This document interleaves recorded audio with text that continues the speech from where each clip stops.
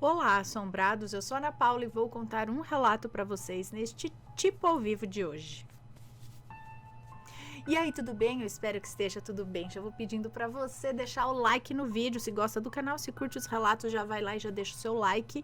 E não se esqueça de fazer uma visita à nossa loja virtual, a lojaassombrada.com.br. Ok? Combinado? Então, beleza, bora pro relato de hoje, que é este daqui. Seria a mãe do ouro? Lobisomem no riacho e a bola de luz flutuante. Vamos ver do que se trata. Olá, Ana! Olá, assombrados e bebês rampirinhos! Como estão? Eu espero que estejam bem.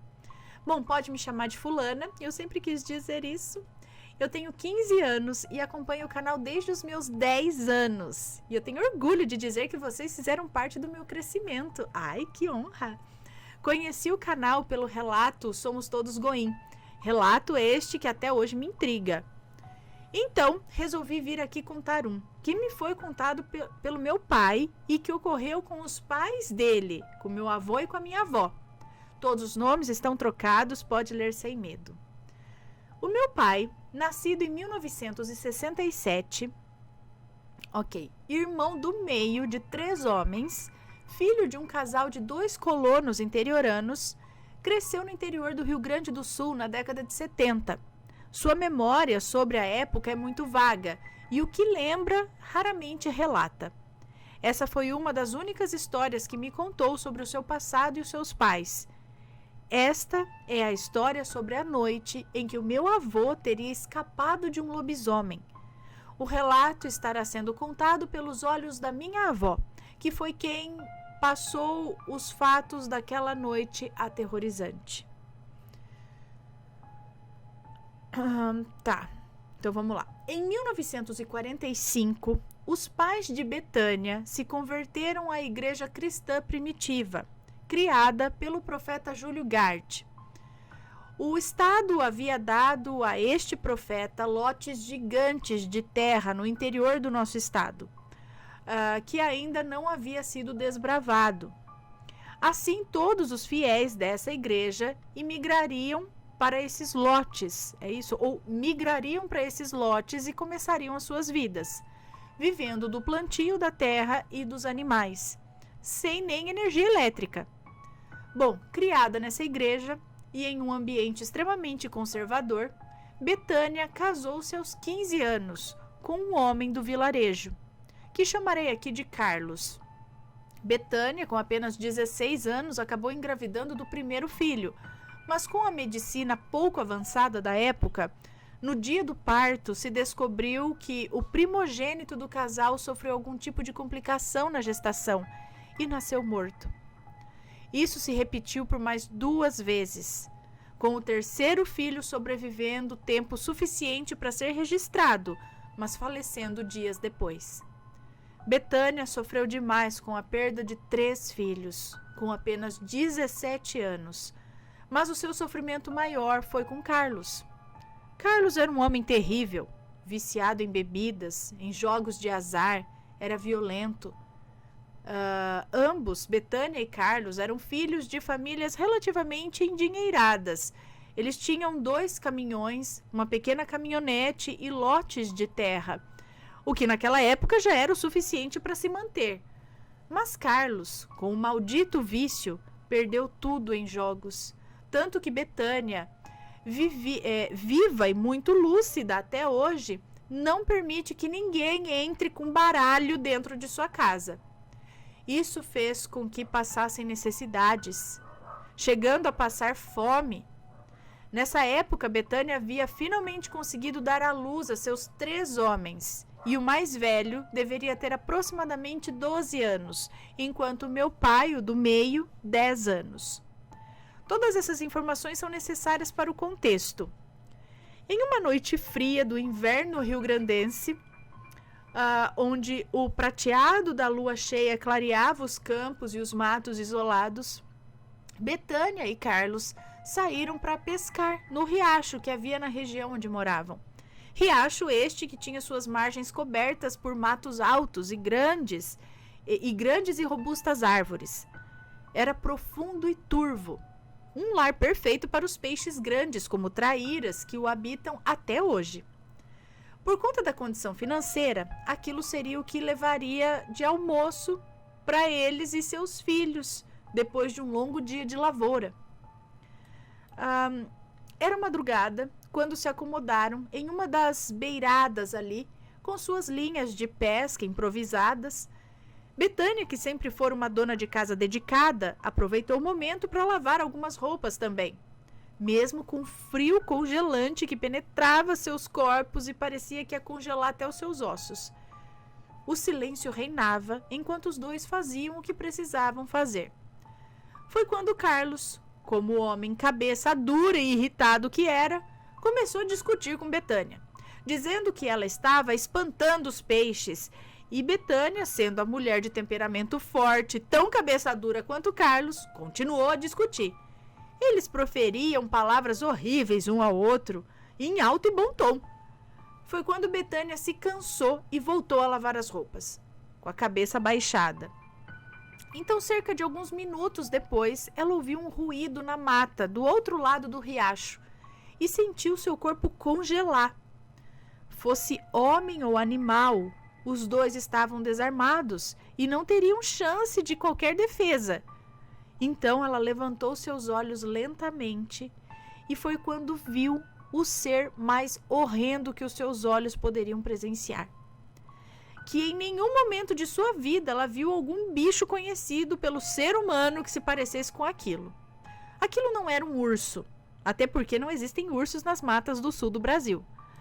Betânia, com seus 25 anos nessa época, nunca havia visto um urso, como muitos argumentam. Segundo Betânia, a parte exposta desse ser era composta por um peitoral de homem, mas que se tornava quase não visível por conta dos pelos espessos e negros como a noite, que cobriam esse peitoral. A ela estava ligado o peitoral estava ligado um pescoço na mesma situação, onde no topo de tudo se encontrava uma cabeça horrenda, como a de um cachorro da raça Doberman, com os pelos maiores que caíam, com orelhas pontudas apontando na direção do céu.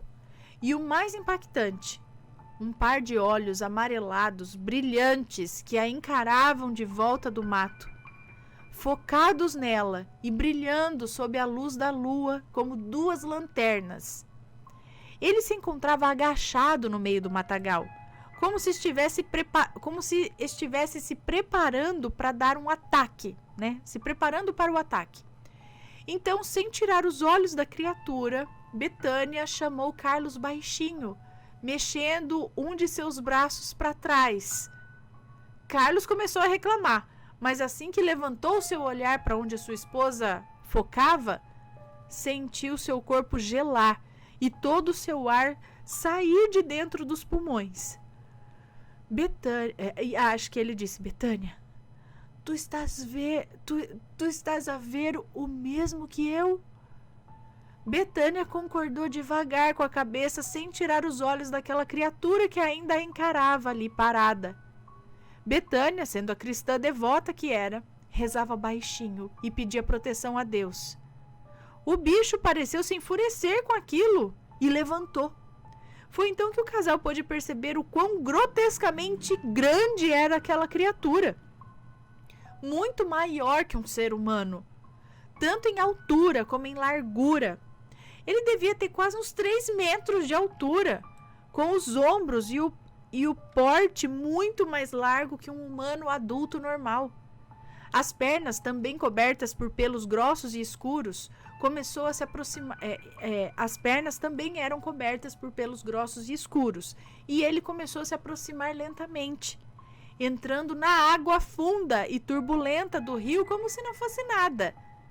Betânia sentiu as lágrimas se acumularem nos cantos de seus olhos e rezou mais fervorosamente ainda, sabendo que seria a primeira, estando mais próximo ali, né? Seria a primeira a ser devorada. Foi quando uma luz extremamente forte iluminou o céu, a ponto de parecer que já estava amanhecendo. A criatura virou-se para trás e o casal levantou os olhos. E uma grande bola flamejante, uma grande bola de fogo, assim, vinha flutuando na direção deles.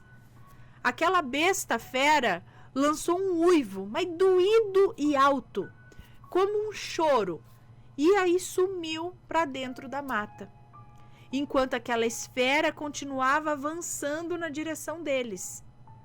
Carlos, acordando de seu transe, tentou pegar o máximo de coisas que conseguia para ir embora. Quando voltou o seu olhar para Betânia, viu sua esposa parada, observando a esfera se aproximar. Parou no meio do rio, e essa esfera parou no meio do rio e ficou ali, flutuando, em cima do rio. Betânia, como em um transe, avançou em direção àquela esfera, entrando cada vez mais fundo no rio turbulento e gelado. Foi quando Carlos a apanhou pelo braço e a arrastou até a margem. Betânia, anos mais tarde, disse que chegou perto de tocar aquela aparição, que por mais que a água fosse congelante, quanto mais perto ela chegava daquela bola flutuante, mais ela sentia tudo à sua volta esquentar. Então estendeu seu braço até que sua mão chegasse ligeiramente perto o suficiente para sentir como se colocasse sua mão em uma churrasqueira. De dentro da esfera parecia vir uma voz feminina que lhe dizia coisas que ela não se lembra. Quando Carlos a puxou, ela olhou e viu mais 2 bolas iguais vindo no horizonte. Depois daquilo, eles não comentaram da história, até que o meu pai e o meu tio mais velho vissem as mesmas esferas na beira do mesmo riacho, mas tipo uma outra vez. Bom, foi isso, Ana. Eu espero que tenham gostado. Tenho mais um caos dos meus avós sobre quando meu avô teria matado um lobisomem, mas fica para um próximo relato. Obrigada por ter lido e um beijo em você e nos assombrados. Um beijo para você, muito obrigada. Gente, então será que a mãe do ouro, né, ó, aquela luz flutuante, salvou eles do lobisomem? Olha só, duas lendas numa história só. Que coisa, e ela iluminava muito, porque eles disseram aqui que parecia até que o dia estava amanhecendo, de tão forte que era a luz que vinha daquela esfera. Será que era a mãe do ouro ou outra coisa? E vinha uma voz que falava com ela. Que interessante. O que vocês acham que é? Já passaram por uma situação parecida? Conta pra gente. A gente quer saber. Espero que tenham gostado do relato. Um grande beijo para vocês e a gente se vê, no próximo relato. Fui. Tchau, tchau.